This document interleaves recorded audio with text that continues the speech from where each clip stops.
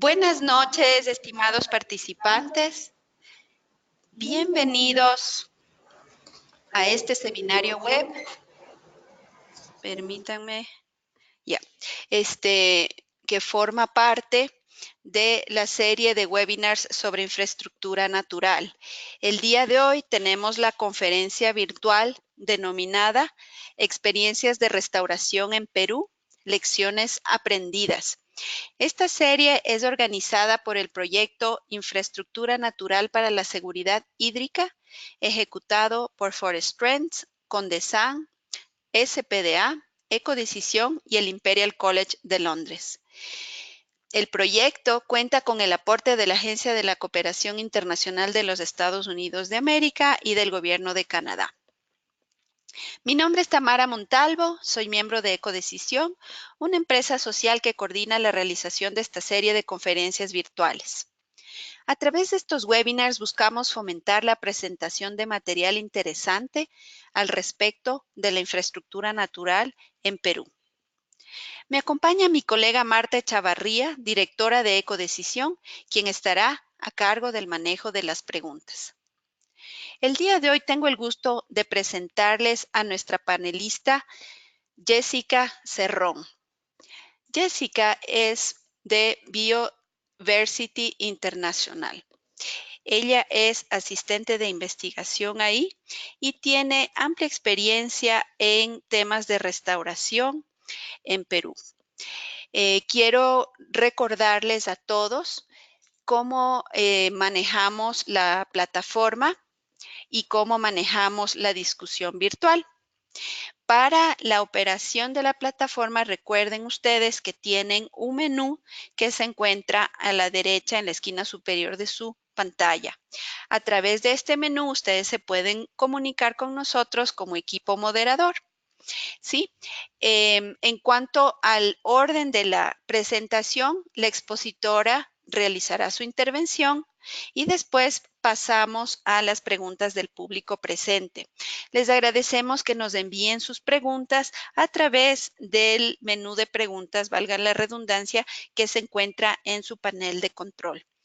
Mientras la expositora realiza la exposición, ustedes como asistentes están silenciados y les agradecemos que nos envíen sus preguntas por escrito.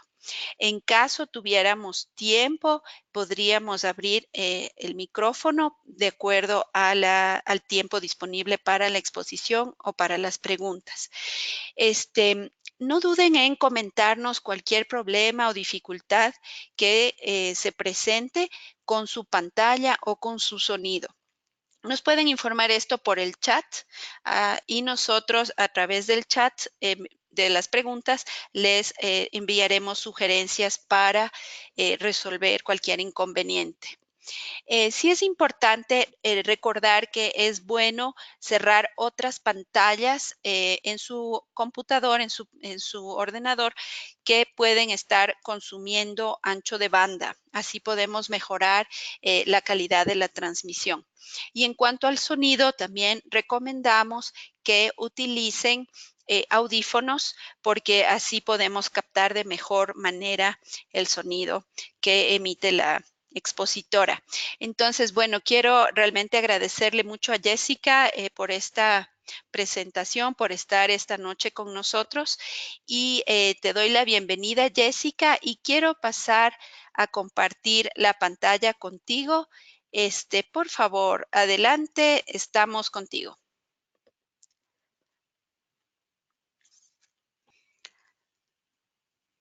¿Me escuchas, Jessica? Ahí estamos. Sí, te escucho, Tamara. Gracias.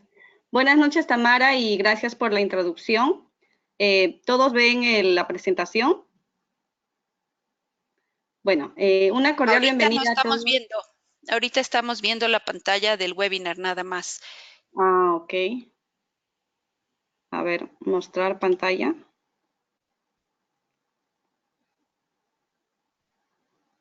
¿Ahora sí se puede ver la carátula de la presentación? Sí, adelante. Ahí estamos viendo. Perfecto. Gracias. Ya, muchísimas gracias. Bueno, una cordial bienvenida a todos los participantes y un agradecimiento al equipo de Ecodecisión por la oportunidad para realizar este webinar.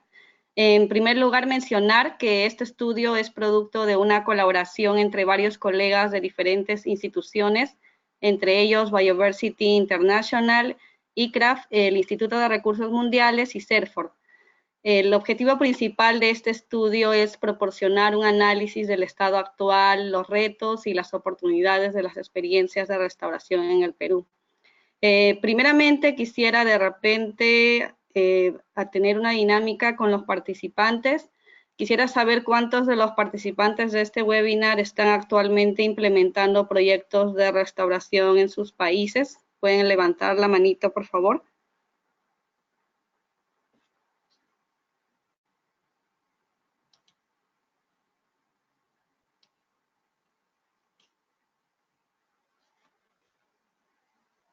Voy visualizando que algunos sí están implementando proyectos actualmente. Sí.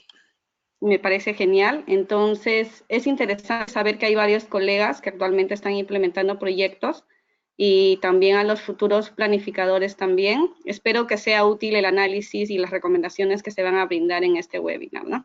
Vamos a empezar entonces.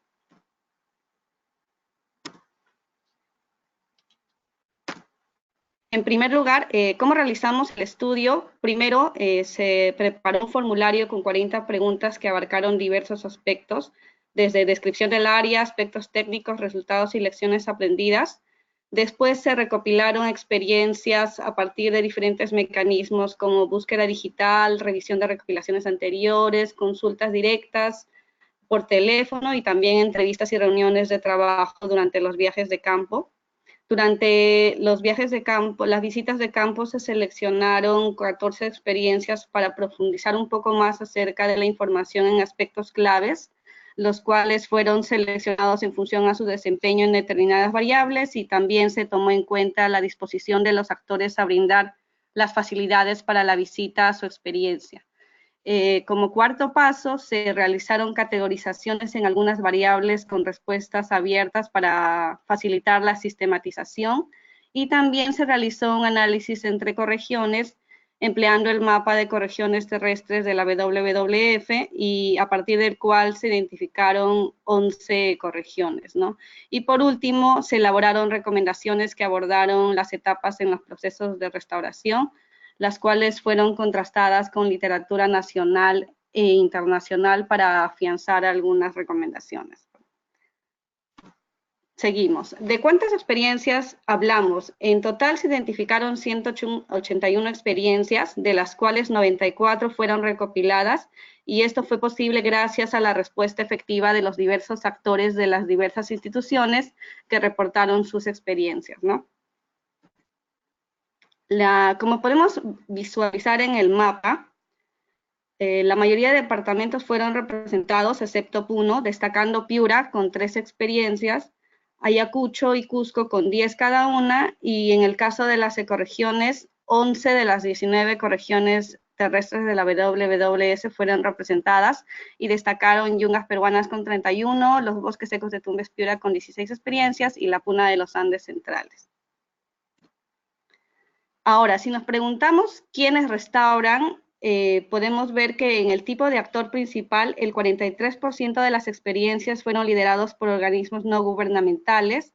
El segundo actor más recurrente fue el sector estatal con 34%, que involucró tanto al gobierno nacional, principalmente al Minagri a través de Agrorural, de Vida e INIA, como también a gobiernos regionales y locales. Y en menores porcentajes tenemos a la empresa privada en el contexto de compensación y monitoreo ambiental, la universidad relacionadas a actividades de investigación, y actores locales que son iniciativas lideradas por comunidades campesinas y familias, ¿no? Y si nos preguntamos por qué restauran estos actores, el análisis nos da a conocer que no existe para un objetivo en particular un actor que resalte significativamente, ya que todos los actores mencionados se encuentran representados en los objetivos más frecuentes, ¿no? Que fueron principalmente recuperación de cobertura vegetal, forestal, la generación del empleo local, la mejora de la calidad, aumento y disponibilidad de calidad de agua, recuperación de diversidad y concientización a la población, entre otros. Ahora, si hablamos el por qué restauran, cuáles son las causas de degradación y los objetivos que predominaron, ahí podemos visualizar que a nivel país la deforestación con 65%, la erosión hídrica o eólica y el sobrepastoreo con 56% cada una fueron las causas de degradación predominantes. En el caso de la degradación surge como consecuencia de actividades como la tala indiscriminada, el cambio de uso de suelo, la agricultura migratoria, ¿no? Y en el caso de si hablamos un poco de los objetivos de las experiencias, se registró el predominio de objetivos ecológicos, como recuperación de cobertura con el 80% y recuperación de biodiversidad. Pero también resaltaron objetivos socioeconómicos de la mano de los ecológicos, donde predominó la sensibilización ambiental de la población y la generación de empleo local. Ahora, si hablamos de en qué magnitud restauran, podríamos decir que la superficie intervenida es un rasgo importante, ¿no? Entonces, en ese aspecto, vemos que más de la mitad de las experiencias se encuentran en el rango de 1 a 100 hectáreas y los porcentajes van disminuyendo a medida que se incrementa la superficie, ¿no? Observándose, por ejemplo, que solo el 6% y específicamente 4 experiencias fueron desarrolladas en más de 10.000 hectáreas, ¿no? Siendo lo máximo que se registró en el estudio de 35.000 hectáreas. Asimismo, si observamos la figura que mostramos en la parte de abajo, podemos ver que presenta una relación inversamente proporcional donde a mayor superficie, como podemos observar, a ver un momento, ya, donde a mayor superficie, menor costo por hectárea, ¿no? Lo que podría explicarse por los gastos fijos que se realizan tanto en reducidas como en grandes extensiones de terreno. Y en el caso de la duración de las experiencias, la mayoría de estas, que representa un 77%, se registraron una duración en el rango de 1 a 6 años, y solo un 6% con una duración mayor a 10 años. Asimismo, se observó que los proyectos que incluyeron plantaciones principalmente, tuvieron la duración más larga. Entonces, no obstante, cabe indicar que 31 experiencias siguen en curso desde el momento que se mapeó, por lo que este análisis de la duración brinda solo una referencia de su duración. Además, la mayoría de proyectos registra su duración en función a la disponibilidad de financiamiento, ¿no? A ver, sigamos. Ahora, ¿qué estrategias se emplearon?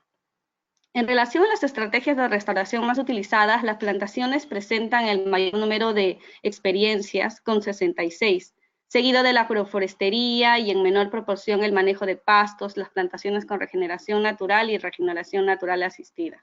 Ahora, si hablamos del origen de las especies empleadas en cada una de estas estrategias, podemos observar que en la mayoría de casos, en las plantaciones, por ejemplo, se utilizaron predominantemente especies nativas y el uso de nativas y exóticas. Y en manejo de pastos, por ejemplo, usaron tanto nativas como sistemas mixtos, ¿no?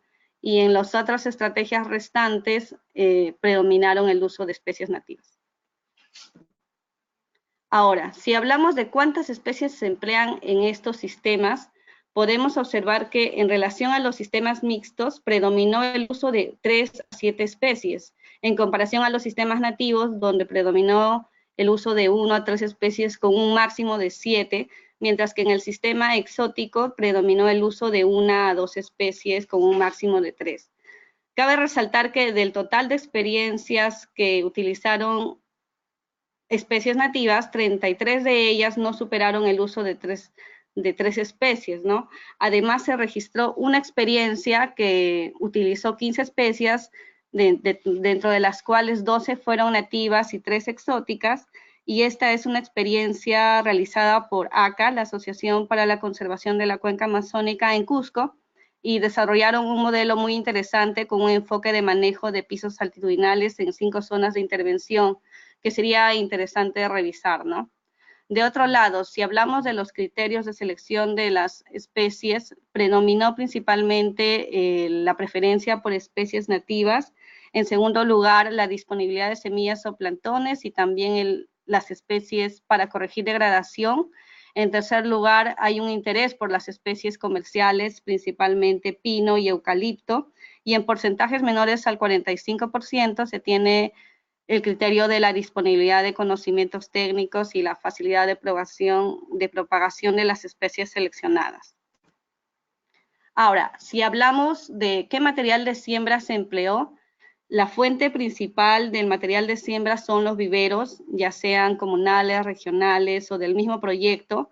El bosque natural queda en segundo lugar, que es más que nada colecta de semillas directamente de relictos de bosque sin identificar individuos específicos. Y en porcentajes menores tenemos en los árboles semilleros, entidad certificada, y la categoría múltiple, la cual agrupa las diferentes categorías anteriores a fin de abastecerse de la cantidad de material de siembra que se necesita para la implementación del proyecto, ¿no?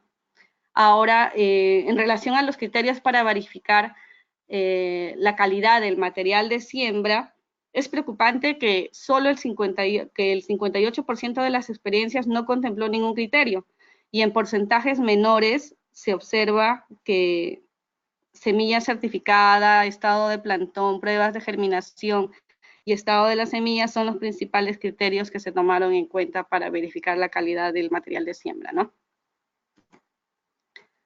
Si hablamos del monitoreo, en este aspecto nos llamó bastante la atención que de un total de las 90 experiencias que de alguna forma reportaron el tema del monitoreo, solamente 62 en realidad reportaron presentar un plan de monitoreo que surgió desde el inicio o que surgió en el transcurso de la experiencia, ¿no?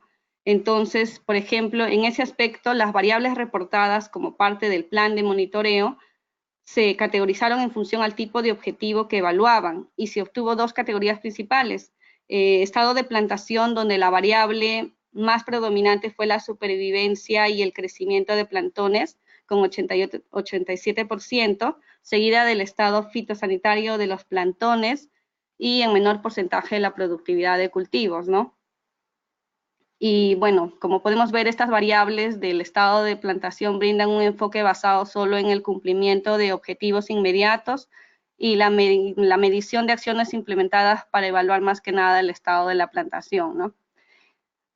En lugar de objetivos de largo plazo como las funciones ecosistémicas, que es la segunda categoría, donde dentro de esta variable que agrupa la composición, estructura y diversidad de la vegetación, presentó el mayor porcentaje con 16%, y en menor porcentaje al 16% está el tema de la calidad de suelo, cantidad y calidad de agua.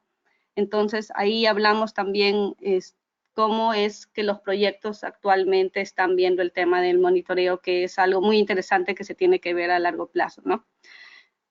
Para caracterizar el nivel de monitoreo, nosotros decidimos utilizar la categorización que se utilizó para categorizar las variables y también el tema de las correcciones a partir de las acciones de monitoreo, ¿no? Entonces, en este aspecto predominó principalmente que el 42% de las experiencias tuvieron un monitoreo intermedio que involucra la evaluación de variables del estado de la plantación y acciones de corrección a partir de las actividades de monitoreo, y solo un 9% registraron un monitoreo avanzado, el cual implicó también la evaluación de funciones ecosistémicas y el registro de correcciones. Ahora, si nosotros hablamos de qué actor, de todos los actores que mencionamos en las primeras láminas, es el encargado o responsable del monitoreo, se registró que el sector estatal es el actor predominante en este aspecto, y como segundo lugar están la categoría múltiple, que agrupa tanto al sector estatal, ONG o a la entidad que financia el proyecto, y también en algunos casos algunos actores locales, ¿no? Sin embargo, cabe resaltar que solo en 13 experiencias el monitoreo fue participativo. Al respecto, por ejemplo, hemos visto que la participación activa de las comunidades en el diseño e implementación de monitoreo debería tomarse en cuenta durante la planificación de los proyectos de restauración, ¿no? Ya que sabemos que esto contribuye a que los actores locales desarrollen un sentido de pertenencia con el proyecto, y entonces cuando se termine el financiamiento esto siga a largo plazo. Ahora, ¿qué resultados se obtuvieron? Cada proyecto se planteó un conjunto de objetivos, tanto en los diferentes aspectos ecológicos, sociales y económicos, y se observó que el cumplimiento en términos de recuperación y conservación de la biodiversidad, el tema de generación de hábitat, conectividad ecológica, mejora de calidad de suelo, mejora de la calidad y disponibilidad de agua, así como generación del microclima, fue bastante subjetivo, se podría decir. En el aspecto social, pudimos observar que el 96 de las experiencias reportaron haber desarrollado actividades de concientización ambiental. Sin embargo, solo 10 experiencias delegaron un determinado poder de decisión en las organizaciones locales, ¿no? En las diferentes etapas, ya sea formulación, ejecución o monitoreo de estas. Y en el aspecto económico se tienen 3 categorías principales.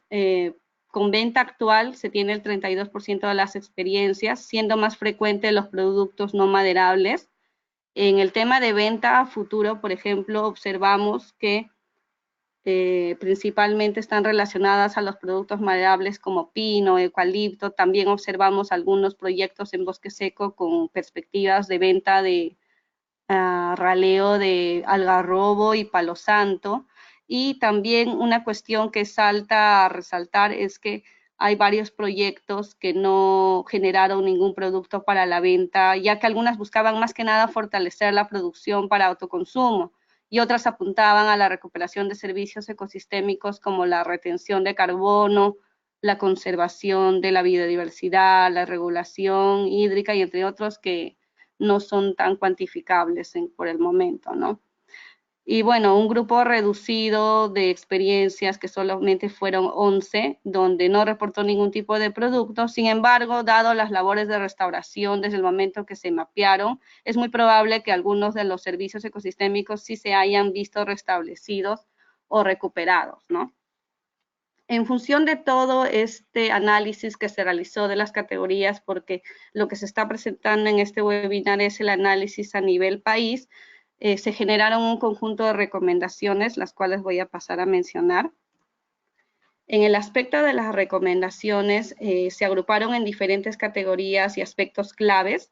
Por ejemplo, en el tema de las políticas, tenemos que en realidad articular las políticas públicas de restauración a otras, como la gestión de recursos hídricos, agricultura familiar, áreas naturales y protegidas, entre otras, es fundamental, ¿no? Entonces es interesante también, sería bueno desarrollar un entendimiento común sobre el significado de la restauración y lo que implica, ¿no? Después, como segunda recomendación, sería integrar los procesos de restauración a planes de zonificación y ordenamiento territorial, no solo a nivel nacional, sino también regional, ¿no? Promoviéndose también procesos de participativos desde el nivel comunitario y local, lo cual facilite la legitimidad de las iniciativas de restauración, ¿no?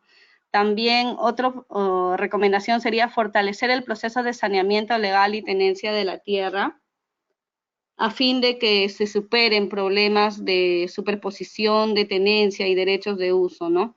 Otro aspecto que también se debería fortalecer son los mecanismos de control y fiscalización de las normas vigentes.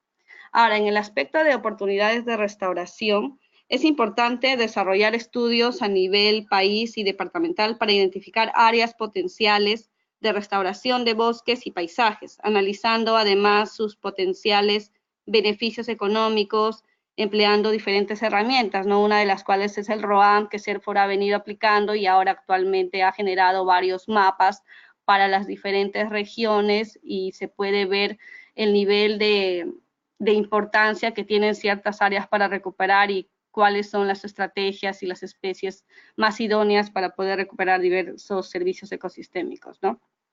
En el tema de incentivos y financiamiento, es un aspecto que nos llamó bastante la atención porque vimos que promover proyectos que generen retornos económicos con productos de valor agregado fueron los más exitosos, se podría decir, o los que menos limitantes tuvieron, porque las personas de la zona se sienten un poco más incentivadas a participar de estos proyectos, ¿no? No solamente por el tema de recuperación de los servicios ecosistémicos que puedan llegar a recuperar, sino también porque integran dentro de sus sistemas productivos el énfasis en generar retornos económicos.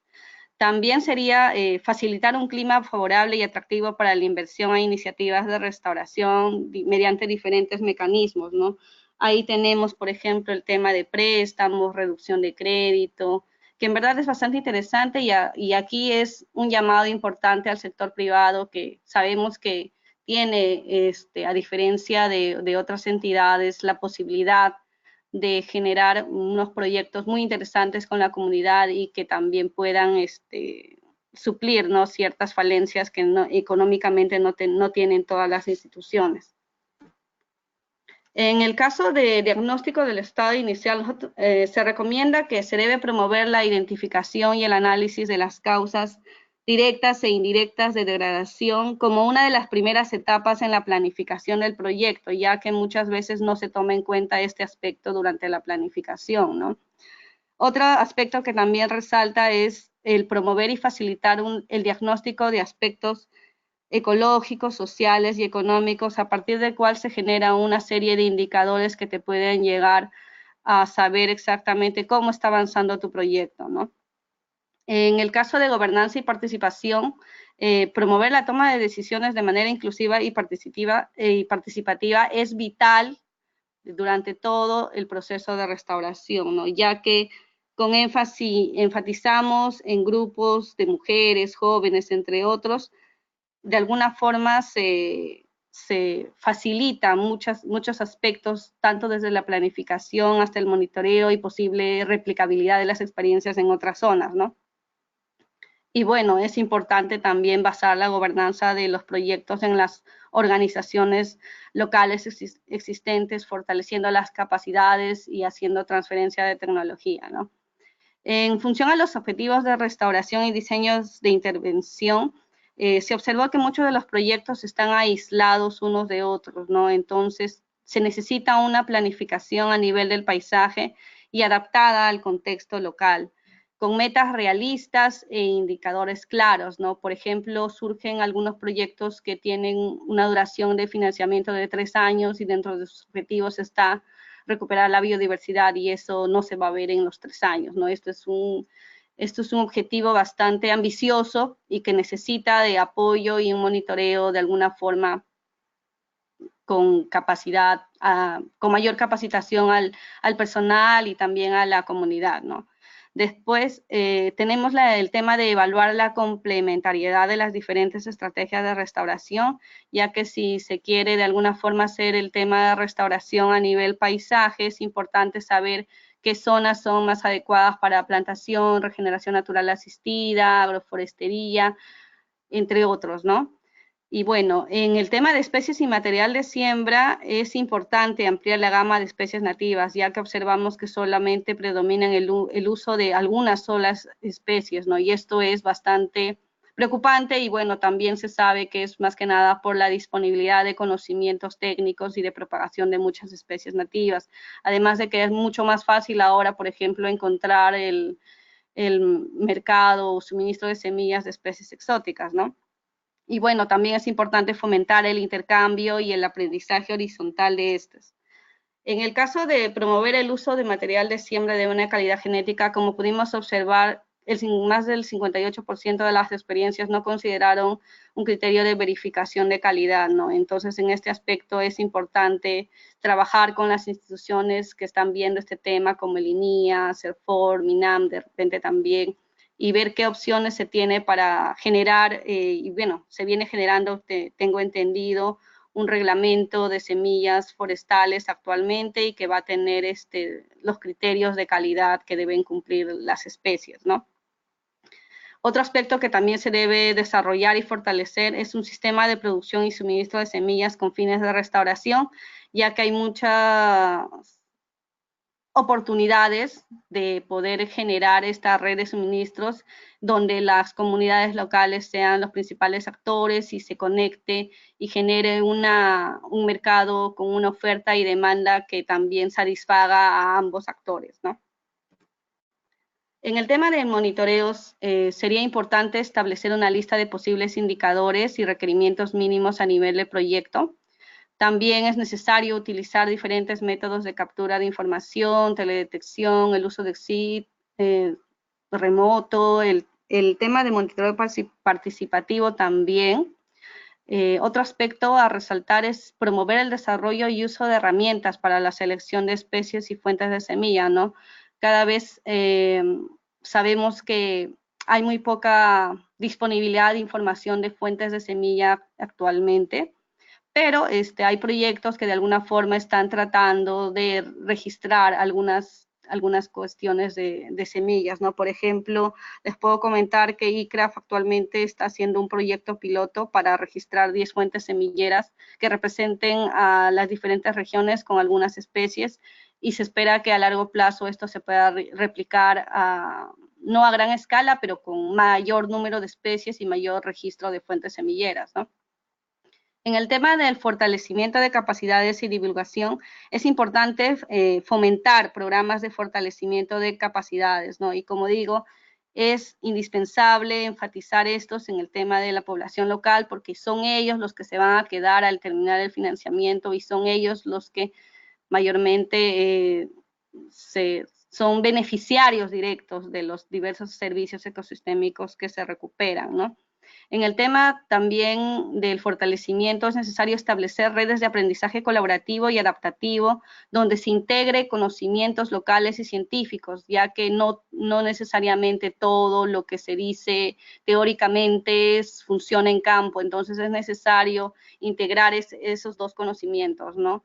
Y bueno, por último, en la gestión de la información, es muy importante desarrollar una plataforma virtual centralizada para el registro de proyectos, donde no solamente esté quién lo hace o dónde se hace, sino también ver el monitoreo de este proyecto, cómo va avanzando, el intercambio de información entre actores. De repente hay un actor que está trabajando con Palo Santo en una región, en un departamento, y hay otro que está trabajando también con Palo Santo, entonces pueden intercambiar experiencias, lecciones aprendidas, entre otros, ¿no? Y eso facilita que los limitantes o aspectos que de repente no funcionaron en uno u otro proyecto no se repliquen, y eso también disminuye los costos de restauración, ¿no? Y también, bueno, esta plataforma serviría para el acceso a financiamiento, entre otros, ¿no? Por eso es muy importante que se conecte restauradores con inversores, los que disponen de las semillas, los que realizan los planes de zonificación, ¿no? Entonces, agrupando todo este estudio, se podría decir que nuestro país está avanzando ahora actualmente en el tema de restauración. CERFOR y MINAN están avanzando también en diferentes aspectos.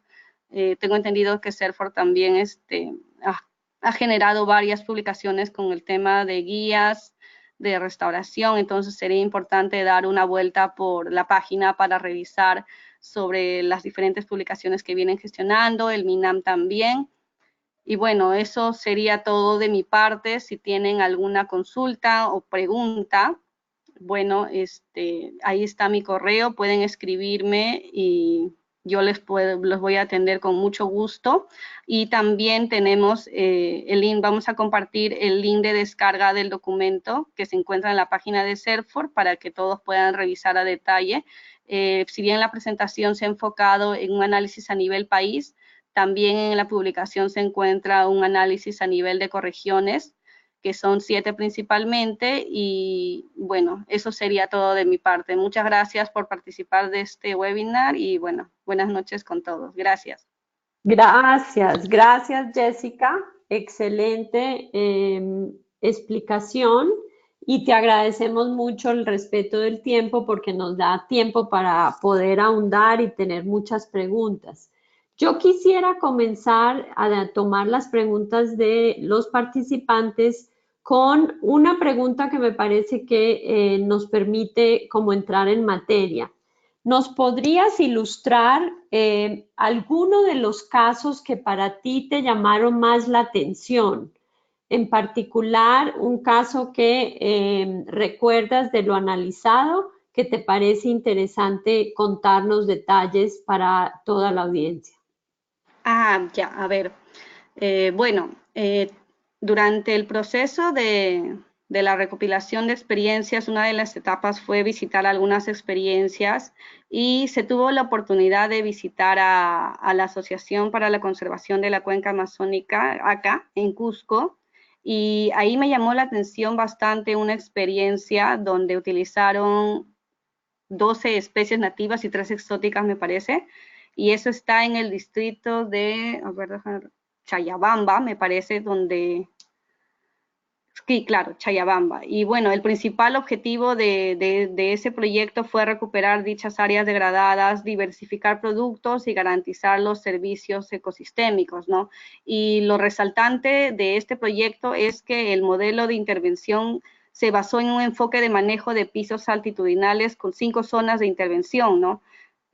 Donde hicieron zona de centros poblados con proyectos productivos, zona de uso agrícola, ¿no? En donde utilizaron la estrategia de agroforestería para el tema de seguridad alimentaria y optimización del uso del suelo y área agrícola. Otra zona deforestada también por incendios forestales, en donde utilizaron la reforestación, y otra zona con revegetación en la zona buffer, creo que era de un bosque natural, no recuerdo muy bien ahora, pero esas eran 3, y los bosques naturales y una zona de pastos, ¿no? Es prácticamente, abarcaron desde los 2.300 metros hasta casi llegar a los 4.000 metros sobre el nivel del mar. Entonces, me pareció muy interesante porque no solamente trabajó en un tipo de piso, sino que la experiencia lo fue aplicando con un enfoque bastante interesante, ¿no? Y bueno, como les mencioné, sería interesante revisar esa experiencia, ¿no? Fue una de las que más me llamó la atención y la que más recuerdo, ¿no? Pero también ahí en la publicación pueden ver que hay otros proyectos que también tienen unos objetivos y tienen unos resultados bastante exitosos. Excelente, muchas gracias. Y en particular, un colega pregunta que, ¿qué tal sobre experiencias de restauración a gran escala? ¿En qué lugares y qué actores se encargaron de ello? ¿Y con qué financiamiento? Pregunta ella para aquellas que son de gran escala. Con gran escala, a ver, me parece que dentro de los 10.000, más de 10.000 hectáreas, a lo mucho se llegó a encontrar un proyecto con más de 35.000 hectáreas, en el cual fue desarrollado con un financiamiento privado, ahora que recuerdo. A ver, espérate un momento. Sí, exactamente. Por ejemplo, hay 2 proyectos que el actor principal fue ONG con financiamiento de cooperación internacional, y hay uno que se cargó el gobierno de Apurímac con el tema del gobierno, con el gobierno regional también se hizo un proyecto, ¿no? Entonces, esos son los 4 más grandes, se podría decir, porque son más de 10.000 hectáreas, y son proyectos que también son interesantes, ¿no? Pero como se menciona, no necesariamente son tampoco tan duraderos, ¿no? La mayoría de proyectos solamente se enfocan de 1 a 3 años y máximo con 6 años de duración, ¿no? Correcto, muchas gracias. Y en ese sentido, siguiendo, alguien preguntaba, bueno, ¿y qué pasó con Puno, que no tuvo una experiencia? Es que verdaderamente no hubo, la información no se dio, y también vemos como un sesgo en la zona de Piura y el bosque seco. Eso es por la amenaza a ese ecosistema. ¿Cómo se opera un poco ahí el tema geográfico? Ya, bueno, en el caso de Puno y bueno, en general, como mencionamos, se hizo un formulario de recopilación, y la idea era contactar a los diferentes actores, y se identificaron 181 experiencias, ¿no? Dentro de las cuales habían varias de Bosque Seco, Puno y otros departamentos. Sin embargo, hay algunos actores que no necesariamente tienen esa facilidad de compartir sus experiencias, ¿no? Y el proyecto, este estudio tenía un límite de tiempo para poder abastecernos de la información, para empezar a sistematizar la información, ¿no? Es muy probable que haya proyectos en Puno, no digo que no haya, sí hay, pero lamentablemente durante el periodo que se estipuló para poder recopilar esa información, no se encontraron. Ahora, con respecto al bosque seco, cabe mencionar que actualmente Biodiversity International está desarrollando una caja de herramientas para la restauración en los bosques secos del norte, y hemos realizado una recopilación de 84 experiencias, más de las que encontramos en su momento cuando se realizó este estudio, y estas experiencias las hemos sistematizado en una plataforma de intercambio de información que si desean también les puedo compartir el link. Es una plataforma que actualmente está en una etapa preliminar, en una versión beta, pero que también guarda información de diferentes proyectos, ¿no? Como que cuando se ahondó un poquito más en el bosque seco del norte, se encontró más experiencias y bueno, pues yo puedo compartir esas experiencias con ustedes también. Excelente, excelente poder contar con esa información. Y como estamos en una serie de webinars sobre el tema de infraestructura natural para la seguridad hídrica, hay una pregunta de una colega que me parece muy importante y es que habla de, dentro del plan de monitoreo, qué tipo de especies nativas o exóticas brindaron mejores resultados en materia de cantidad y calidad de agua. ¿El estudio pudo abordar un poquito ese aspecto? Bueno, lamentablemente el tema de los servicios hidrológicos es un tema bastante complejo, como podrán conocer la mayoría, y nos hubiera gustado en verdad que las personas que reportaron un plan de monitoreo en ese componente mencionaran, ¿no? Qué especies o grupo de especies funcionan más con el tema de recuperar alguno de los servicios. Pero lamentablemente no se ahondó mucho en ese aspecto, pero sería interesante no saber qué especies son las más adecuadas para la cuestión de las especies, ¿no? Ahora, no sé si es porque las preguntas son directamente, pero también mencionarles que en conjunto con ICRAF y con DESAN se hizo una síntesis de conocimiento tradicional y científico del tema del uso de especies leñosas, coberturas de uso de tierra y cómo estos influyen en los servicios hidrológicos en los Andes. Y me parece que ahora ya está disponible en la página de Condesan y si desean también les puedo compartir ese link para que revisen ese estudio que está muy interesante y también hay otro estudio que realizó CIFOR que fue anterior al que se publicó ahora con Condesan, que también brinda insumos bastante interesantes acerca de cómo también las especies leñosas influyen en el tema de servicios hidrológicos y también en el tema de deslizamientos, ¿no? Correcto, muchas gracias. Y ahí la cuña de que tenemos un excelente y muy utilizado webinar cargado en nuestra página web si quieren oír esa exposición precisamente de CIFOR de Bruno Locatelli. Sí, En exacto. fin, siguiendo en esa línea un poco sobre el tema de monitoreo, Jessica, otro colega nos pregunta si puedes ahondar un poco más sobre los indicadores sociales y económicos, ¿no? Si algunas de estas experiencias resaltaron ese aspecto y de pronto alguna información adicional que nos puedes brindar. Ah, perfecto. Ya, una cuestión que de repente me olvidé de compartir es que la mayoría de reportes de las experiencias solamente mencionaron principalmente variables del tipo ecológico y ambiental y solo muy pocas el tema social y mínimo el tema económico, ¿no? Y ese es un aspecto que de verdad salta a resaltar bastante. No hay un análisis de costo-beneficio o un registro de cuáles son los costos desde el inicio hasta el final. Y eso es una cuestión que llamó bastante la atención, ¿no? En el tema social, por ejemplo, vimos que la mayoría registraba el tema de número de participantes que asistieron a las capacitaciones o el tema de cuántas personas entre varones y mujeres están asistiendo en las diferentes etapas, ¿no? Principalmente esos son las 2 o 3 indicadores que usaron, ¿no? Más allá de eso no registraron, entonces ese es un tema de falencia que se tiene en la mayoría de proyectos, ¿no? De que no hay mucho el tema de registrar qué indicadores son los más adecuados para los aspectos sociales y económicos. Total, es otra vez nuestros sesgos disciplinarios o no. Sí, Los probablemente. anteojos con los que vemos el mundo cada uno de nosotros y precisamente a través de estos webinars y estos intercambios de diferentes disciplinas y perspectivas nos ayuda para que seamos más integrales, ¿no? Y eso es bien interesante. En ese orden de ideas, un colega de Chile precisamente está preguntando de que si es posible tener acceso al formato que se utilice de recolección de información de experiencias y se ha planteado el equipo hacer un estudio utilizando estas variables en varios países de la región para hacer comparaciones.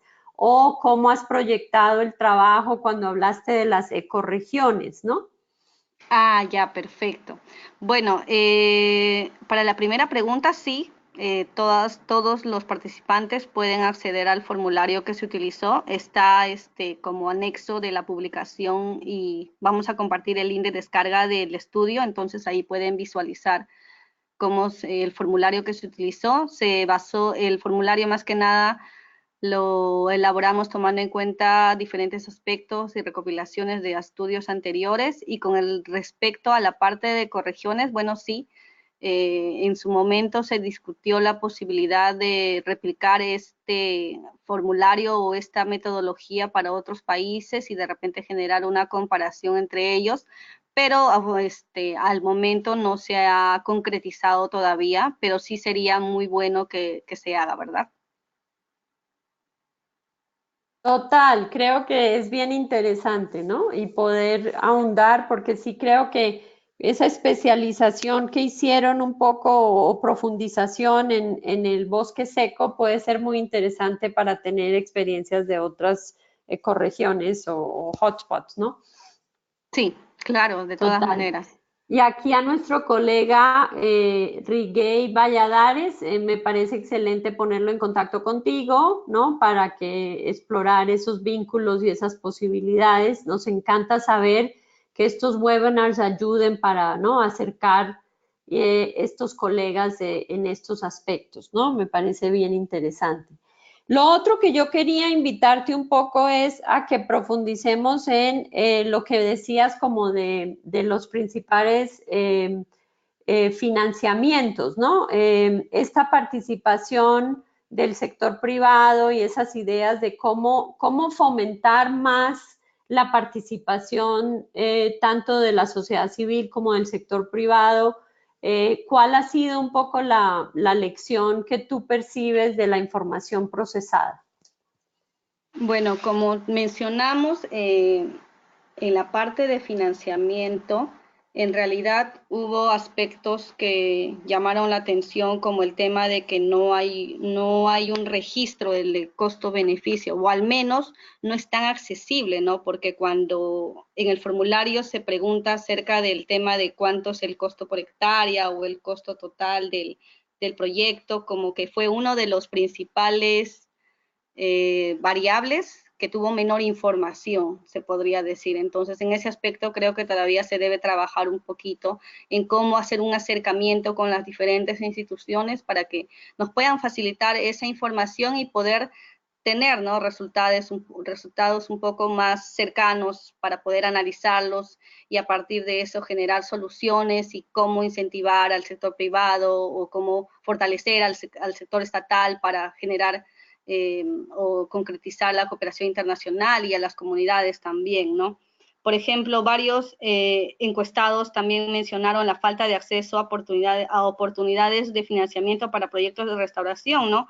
Entonces, en este aspecto, para mejorar esta situación, me parece que es muy importante facilitar un clima favorable para la inversión mediante mecanismos, ¿no? Como préstamos, ya había mencionado eso, líneas de crédito con bajas tasas de intereses, garantías parciales de riesgo. También está la idea de facilitar fondos concursables a iniciativas con determinado avance, o también la generación de obstáculos para prácticas que degradan bosques y todo ello, también facilitar información para el análisis de costo-beneficio, ¿no?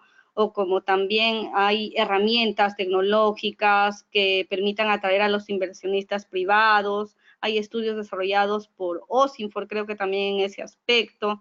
Entonces, es necesario que para el tema del financiamiento, ponernos a evaluar un poco, ¿no? De los diferentes mecanismos que faciliten en la medida posible y adaptarlos a cada localidad y ecorregión, porque bueno, por ejemplo, hay ejemplos de asociaciones con reposición forestal o sinergias entre el empresario y campesino vinculados a una restauración, me parece, en Brasil, o a una experiencia de retribución por servicios ecosistémicos que se está desarrollando en la cuenca del río Quirós en Piura, ¿no? Que es muy interesante con el tema de abastecimiento de agua. Yo creo que la idea más que nada es brindarle a los actores las facilidades para poder mejorar ese tema de financiamiento, que es uno de los sesgos principales para escalar los proyectos de restauración actualmente, ¿no?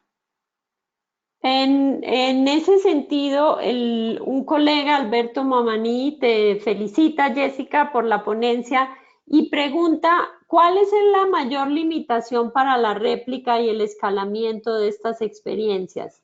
Digamos, independiente, ya mencionaste de el financiamiento. ¿Podrías mencionar un incentivo que fomente la difusión de las experiencias? Tal vez ese tema de cómo promover más la difusión. Ya. Por ejemplo, en un momento creo que se discutió, ¿no? El tema de la generación de una plataforma donde se vincule a diferentes actores, como mencionaba, desde el tema de disponibilidad de material de siembra hasta el tema de mercado.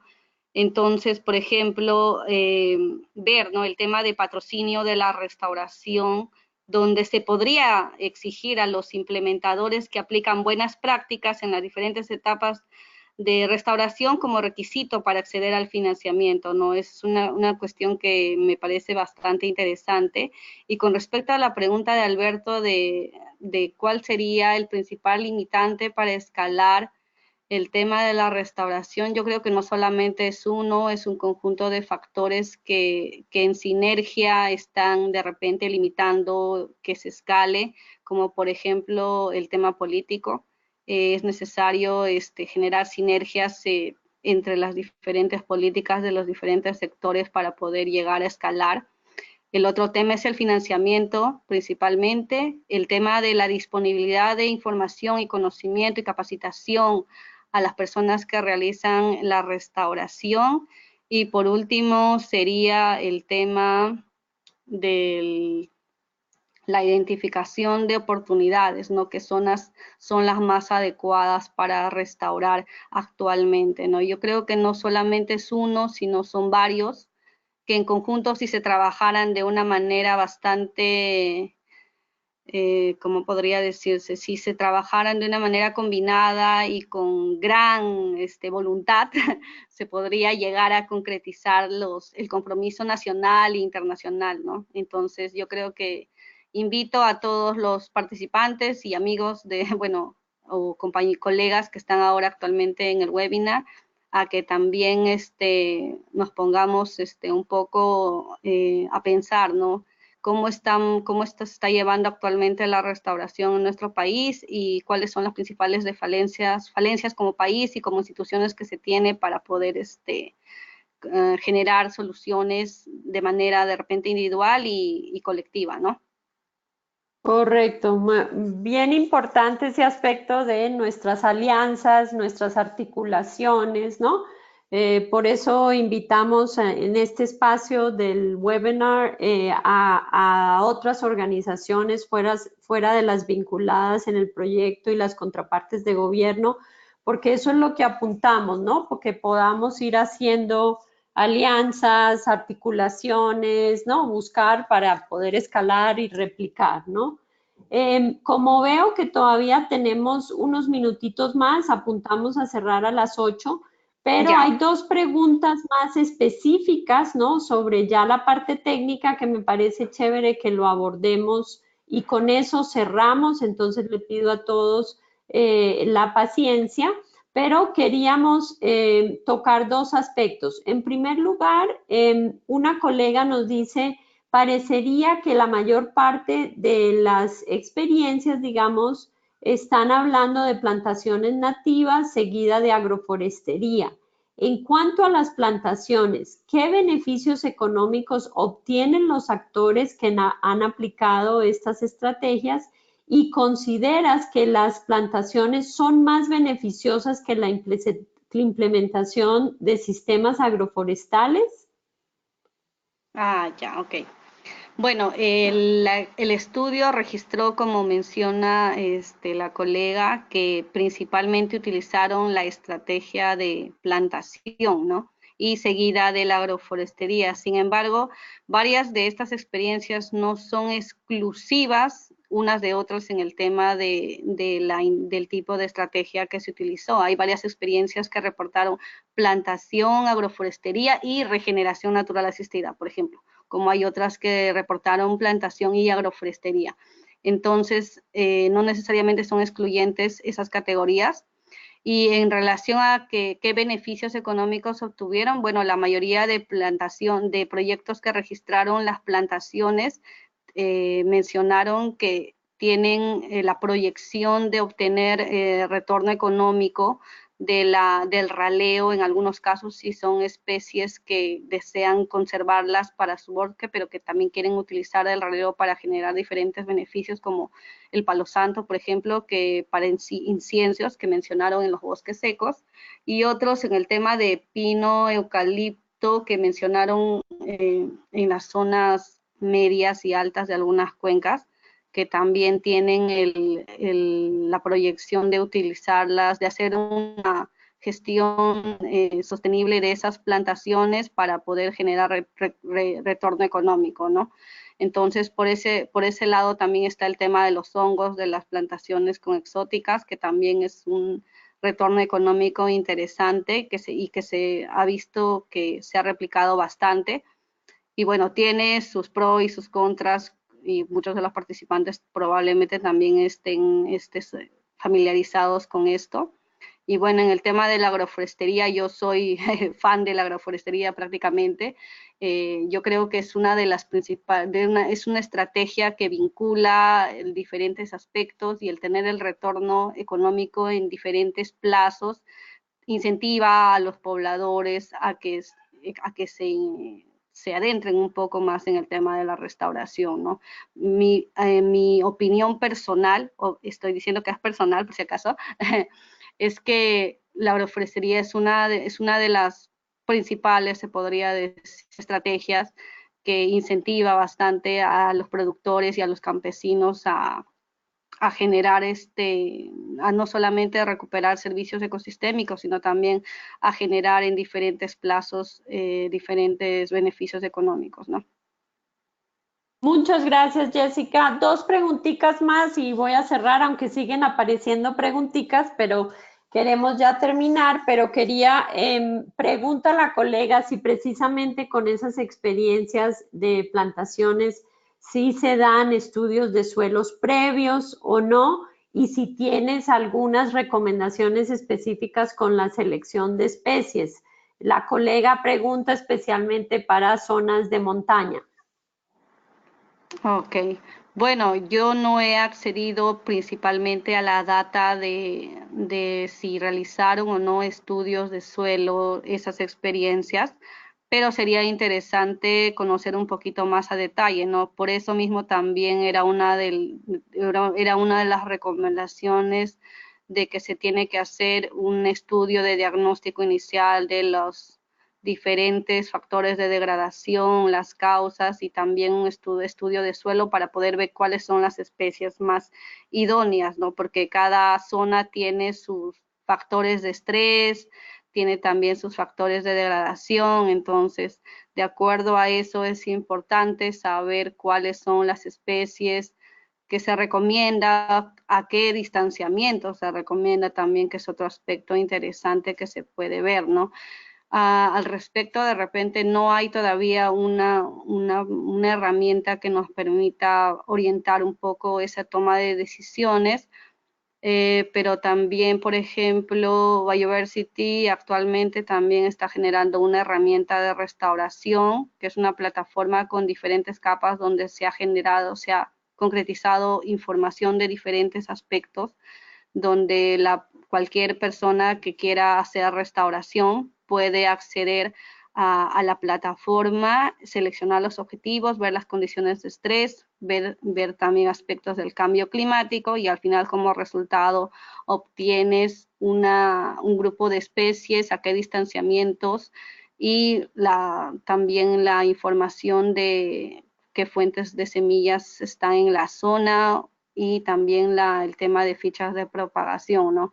Y la idea es que se está conversando con CERFOR también para poder esta plataforma integrar tanto para la parte amazónica y andina y generar una plataforma también un poco más compleja y que abarque todo el país para poder también utilizar esta herramienta, ¿no? Claro que la herramienta tampoco no es una receta que se tiene que seguir al pie de la letra, ¿no?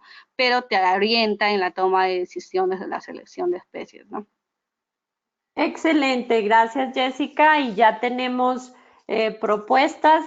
Nuestro colega Víctor Aquiles Riategui del programa de conservación de bosques te reitera, ¿no? Felicitarte por la ponencia y que además puede ser el programa un mecanismo de financiamiento para Amazonía, para ambientes y áreas degradadas. Entonces ya tenemos oportunidades para los colegas nos movamos y movamos proyectos y nuevas iniciativas para estos sistemas, ¿no? Con esto yo quería cerrar, solo reiterando felicitaciones a Jessica y todo el equipo por este estudio. Para mí verdaderamente es sorprendente que los números llegaron a 181 experiencias y poder contar con la información que nos expones de 94 recopiladas, me parece que es maravilloso, ¿no? Yo invito a todos, especialmente a nuestros colegas Fabiola, Guillermo, Oscar, Ronald y Bielka, que levantaron la mano diciendo que tienen experiencias de restauración, que sepan que encantados de poder profundizar de sus experiencias en este espacio, como también invitar a todos a que miren y aprovechen el link que nos han dado de descarga con esta plataforma, digamos, de información, porque verdaderamente es súper valioso. Entonces, muchas gracias a Jessica y a Biodiversity International, como todos los colegas, por esta iniciativa. Sin más, le doy la palabra a Tamara para el cierre del webinar. Muchas gracias, Marta, y gracias, Jessica. Ha sido una exposición muy interesante, los mensajes claros, la información muy bien resumida. Realmente te agradecemos mucho por esta gran exposición y también a todos ustedes por su participación. Quiero comentarles que la presentación realizada el día de hoy va a estar disponible para descargarse en el canal de YouTube. Cursos Ecodecisión, ¿sí? Entonces, esto lo realizaremos en los próximos días. Creo que hasta el viernes de esta semana ya podemos realizar esta carga en este canal. Entonces, ahí a ustedes les invitamos a visitar el canal, a suscribirse y también a ver los webinars que hemos realizado dentro de esta serie anteriormente, ¿no? Y también si tienen ustedes sugerencias de temas de interés, estamos disponibles para que ustedes nos envíen sus dudas, sus propuestas. Esto lo pueden hacer igual a través del canal de YouTube o al correo electrónico tmontalvo@ecodecisión.com.es. Esperamos que continúen participando con nosotros y vernos en una próxima oportunidad. Muchas gracias por su asistencia y hasta la próxima.